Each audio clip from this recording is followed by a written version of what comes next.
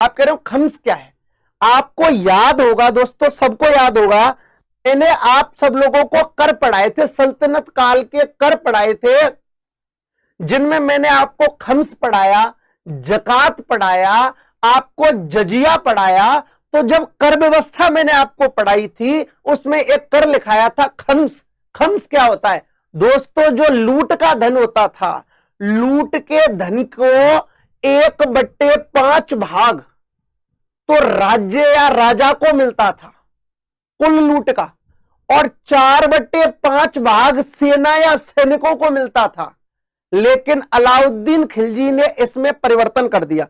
बिल्कुल बिल्कुल अनिल राठौड़ जी, राजस्थान ज्योग्राफी चल रही है और हमारे सर पढ़ा रहे RS गुजर सर, बेहतरीन टीचर हैं। ये धन का 1/5 भाग शासक को मिलेगा और 4/5 भाग सेना को मिलेगा या सैनिकों को मिलेगा। लेकिन अलाउद्दीन खिलजी जैसे ही शासक बना, उसने खम्स में परिवर्तन कर दिया। खम्स क्या है? मैंने लिखाया था, वैसे वापस करा रहा हूं, क्या है चौहान जी? आप सबको पता है कि दोस्तों खम्स में 1/5 राजा को मिलता और 4/5 सेना को मिलता। लेकिन अब इसने परिवर्तन क्या किया है? लूट का 4/5 भाग शासक को मिलेगा। बिल्कुल खम्स में परिवर्तन करने वाला यही शासक है,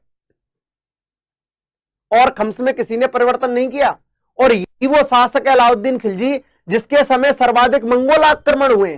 क्या हुए, कैसे हुए, उनकी अपन आगे बात करेंगे। खैर, खम्स में क्या परिवर्तन किया दोस्तों? खम्स क्या है? लूट से प्राप्त धन है। खम्स में क्या किया गया है? बस इतना सा परिवर्तन है कि 4/5 भाग शासक को और 1/5 भाग सेना को। जो पहले खम्स था उसमें दोस्तों, जो टोटल खम्स चलेगा सबके समय, उसमें 1/5 भाग राजा को रहेगा और 4/5 भाग सैनिकों को रहेगा। लेकिन अलाउद्दीन खिलजी ने परिवर्तन किया है, 4/5 भाग शासक को है और 1/5 भाग सेना को है। आप स्क्रीनशॉट ले लें, क्योंकि अपन एक सेकंड पॉइंट पढ़ने वाले हैं, अलाउद्दीन खिलजी के प्रमुख अभियान। अलाउद्दीन खिलजी के, खैर बात तो अपन अलाउद्दीन खिलजी की कर रहे हैं, तो अलाउद्दीन खिलजी का नाम लिखने की हमें कोई जरूरत नहीं है। लो, तो अलाउद्दीन खिलजी के प्रमुख अभियान देख लें। गुड इवनिंग जतंग से। दोस्तों, अभियानों को पढ़ने की दृष्टि से अपन कुछ चेंज करेंगे इसमें, ठीक है? अब चेंज क्या करेंगे, ये ऐसे तो समझ में आपके में आएंगे नहीं। हम अभियान, अलाउद्दीन खिलजी के प्रमुख अभियान उत्तर भारत पर, और ये है दोस्तों दक्षिण भारत पर।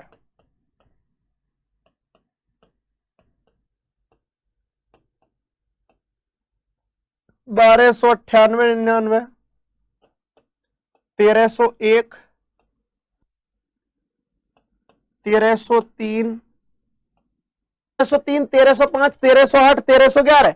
वापस समझ लें आप लोग।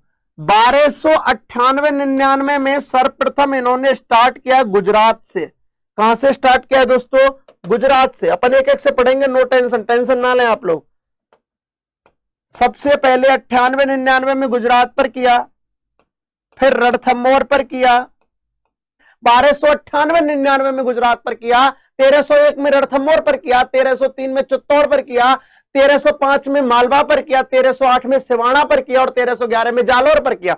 एक जबरदस्त तरीके से ऋषि तोमर जी, स्वागत है आपका एम स्टडी पर। भूले भटके प्राणी आप तो जाते ही कभी जभी, अच्छा लगा। 99 में दोस्तों गुजरात, 1301 में रणथंभौर, 1303 में चित्तौड़, 1305 में मालवा, सिवाना 1308 में और 1311 में जालौर। दोस्तों, ये उत्तर भारत के क्या थे? अलाउद्दीन खिलजी के अभियान थे। इसके अलावा दोस्तों इधर और भी देख लेते हैं दक्षिण भारत के अभियान। अगर दोस्तों एक बार आप स्क्रीनशॉट ले लें, मैं सीधे करा दूंगा, जगह नहीं बची है इस पर। 1309 में, 1310 में, 1311 में। समझे दोस्तों? 1309 में, 10 में, 11 में सबसे पहले हुआ देवगिरी पर, फिर हुआ वारंगल पर, फिर हुआ होयसल पर, फिर हुआ दोस्तों कहां पर, होय में 1309 में, 1310 में और 1311 में। 1307 में देवगिरी पर किया है। देवगिरी पर पहले भी कर चुका है जलालुद्दीन खिलजी के समय। जलालुद्दीन खिलजी के समय मैंने आपको लिखाया था, वहां का शासक था रामचंद्र देव, और रामचंद्र देव को परास्त कर दिया पहले भी। वापस से देवगिरी पर आक्रमण होगा 1307 में, 1307 में, 1309 में, 1310 में, 1311 में। लगातार जीवन युद्धों में निकाल दिया है। बहुत जबरदस्त महत्वाकांक्षी शासक था, यानी कि एम्पायर एक्सटेंशन की जबरदस्त कूट कूट कर भावनाएं भरी हुई थी इसके अंदर। 1307 में देवगिरी पर किया, 1309 में वारंगल पर किया, 1310 में होयसल पर किया और 1311 में पांडे पर किया। स्क्रीनशॉट ले